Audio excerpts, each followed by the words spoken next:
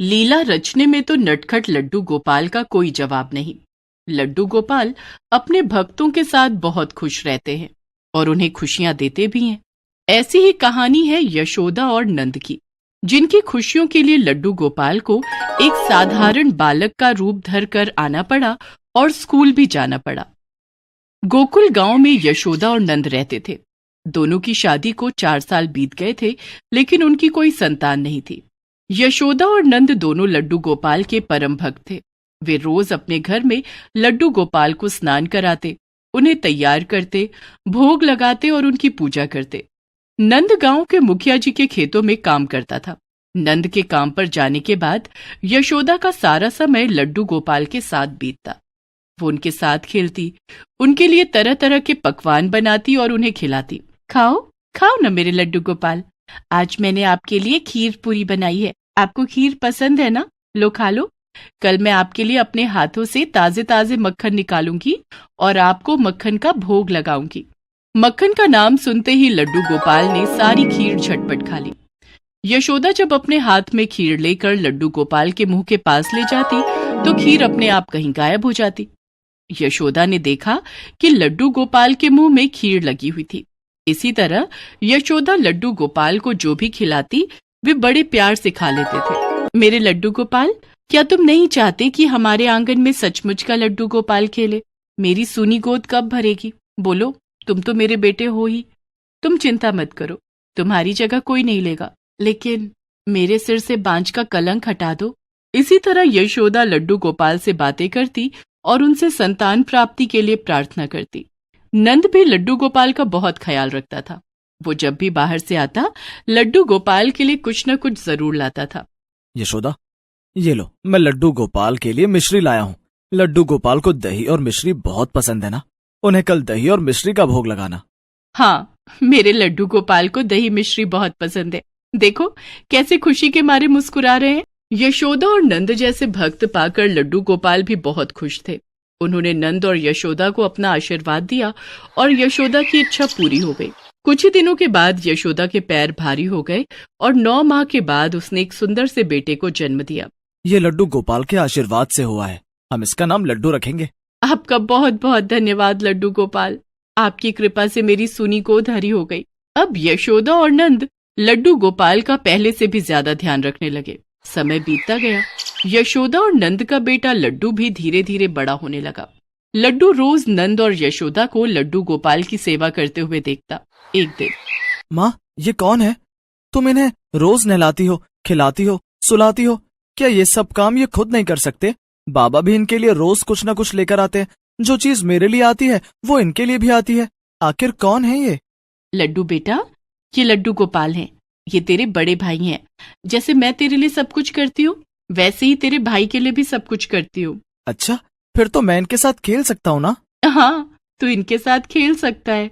लड्डू बहुत खुश था कि उसे उसके साथ खेलने के लिए एक भाई मिल गया है।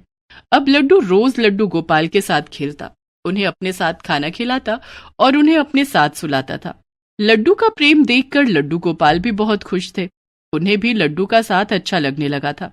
धीरे धीरे लड्डू बड़ा हो रहा था। एक दिन, लड्डू के बाबा, हमारा लड्डू 4 साल का हो गया है, अब इसका एडमिशन स्कूल में करवा दो। ठीक है यशोदा, गांव के सरकारी स्कूल में कल ही लड्डू का एडमिशन करवा दूंगा। दूसरे दिन नंद ने लड्डू का एडमिशन स्कूल में करवा दिया। लड्डू अब स्कूल जाने लगा था।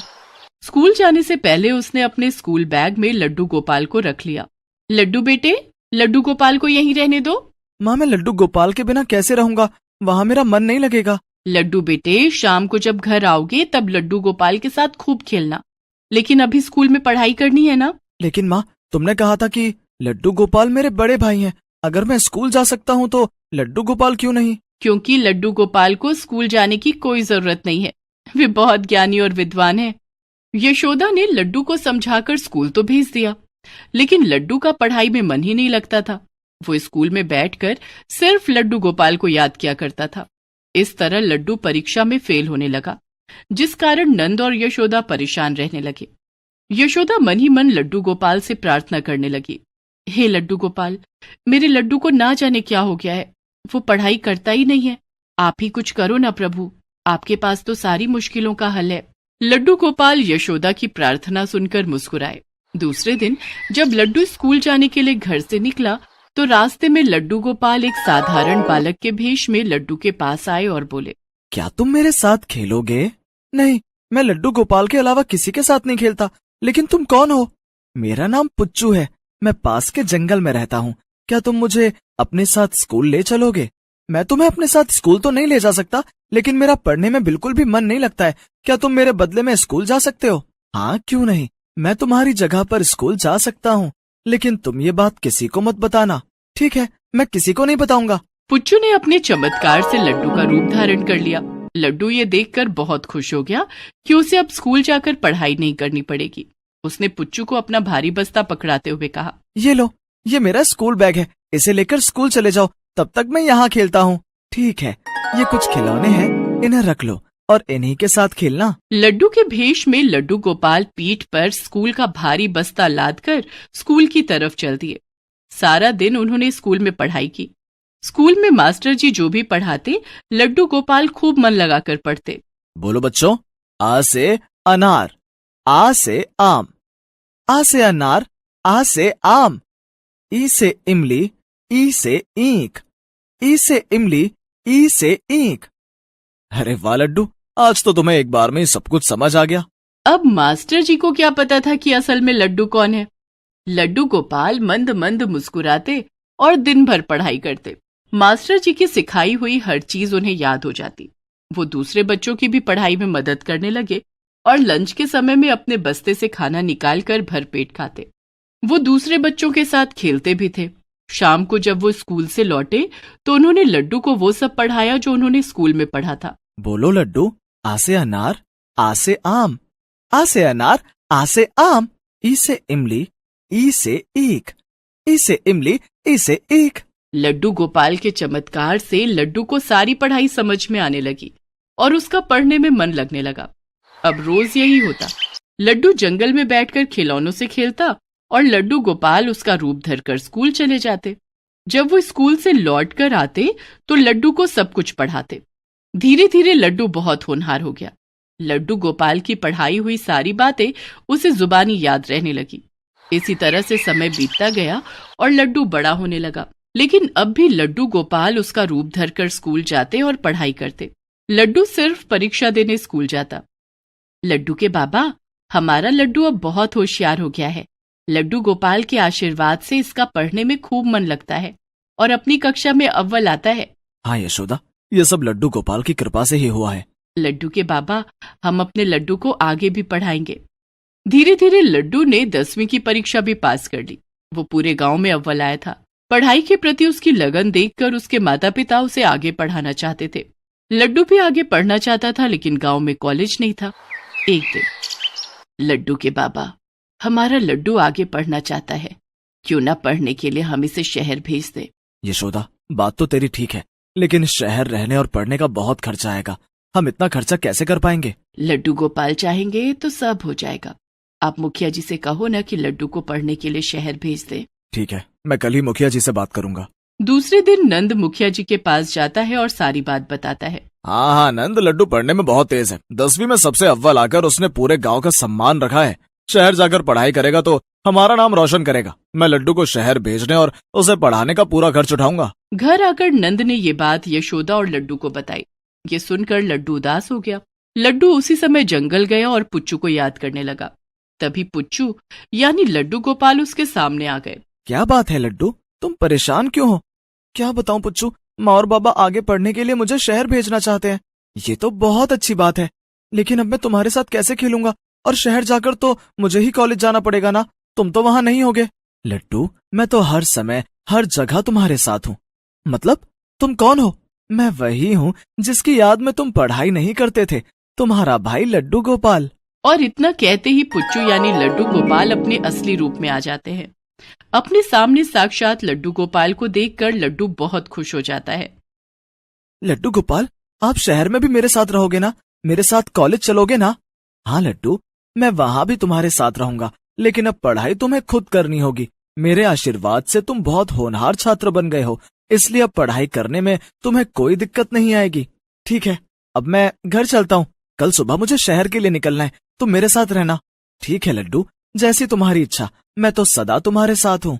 इसके बाद लड्डू अपने घर आ जाता है और अपने माता पिता को सारी बात बताता है। मुझे तो पहले से ही पता था कि मेरे लड्डू गोपाल हमेशा हमारी मदद करते हैं। आज हम जो कुछ भी हैं उनके कारण ही हैं। यशोदा, नंद और लड्डू ने हाथ जोड़कर लड्डू गोपाल का धन्यवाद किया। दूसरे दिन लड्डू शहर के लिए निकल गया और वहां जाकर उसने कॉलेज में एडमिशन ले लिया। लड्डू गोपाल पढ़ाई करने में अब भी उसकी मदद करते थे।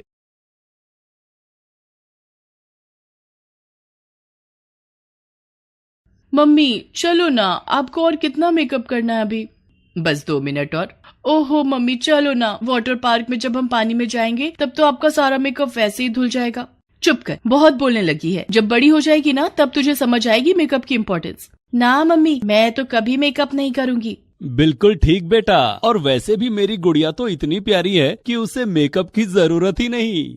ओहो लो, छोड़ दिया मैंने। चलो अच्छा सुनिए, वाटर पार्क से लौटते हुए थोड़ा मार्केट भी चल लेंगे। जन्माष्टमी आ रही है तो बाल गोपाल जी के लिए नए कपड़े और बाकी का सामान लेना है।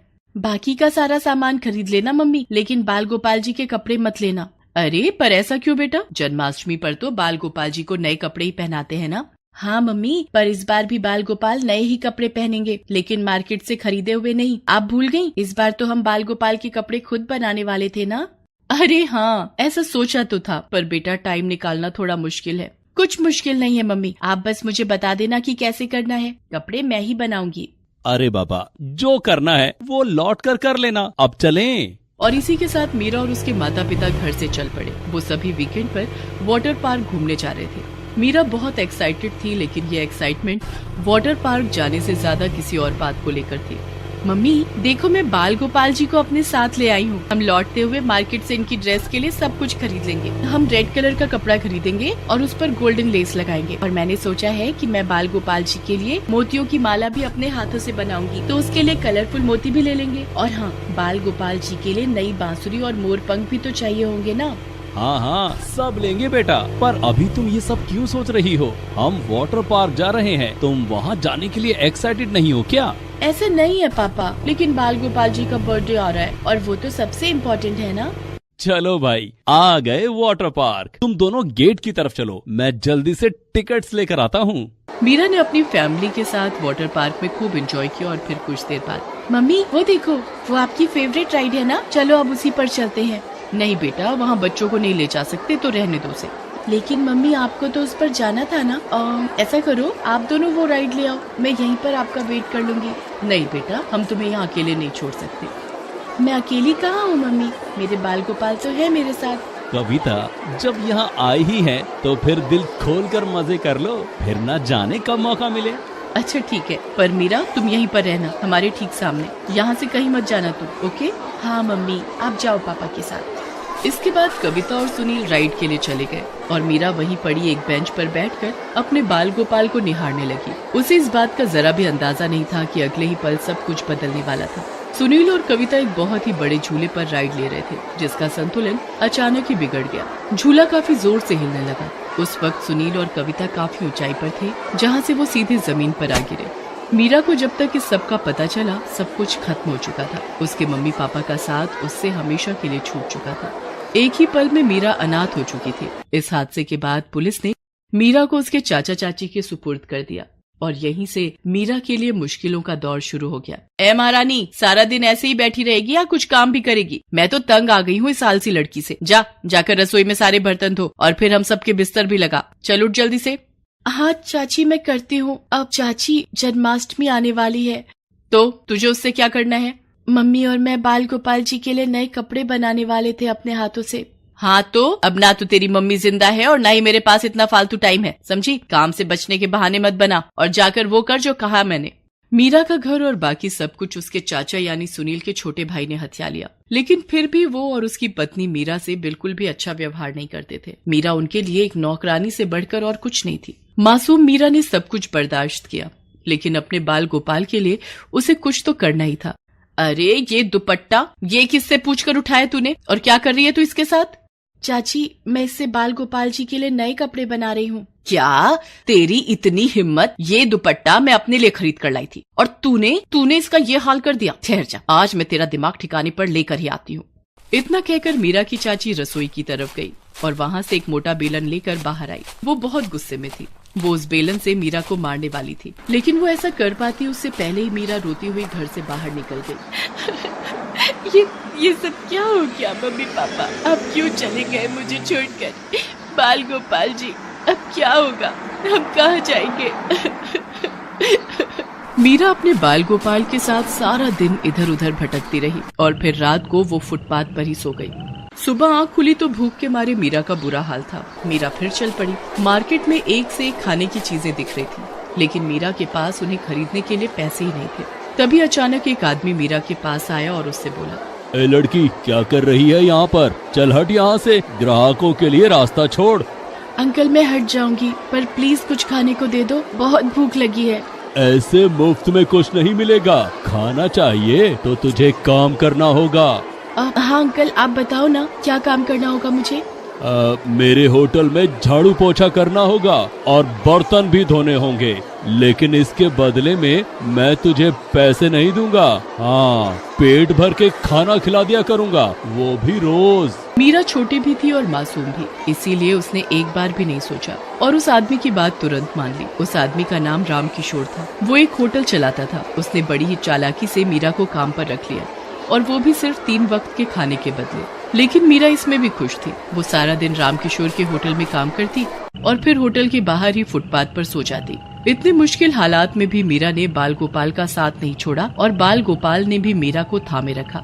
अंकल, कल जन्माष्टमी है, मुझे अपने बाल गोपाल जी के लिए नए कपड़े खरीदने हैं और इनकी पूजा भी करनी है और इन्हें खिलाने के लिए। अरे बस कर लड़की, तेरा खुद का तो कोई ठिकाना है नहीं और चली है बाल गोपाल को संवारने। तुझे पेट भर खाना दे रहा हूँ ना, बस उससे ज्यादा कोई उम्मीद मत करना मुझसे।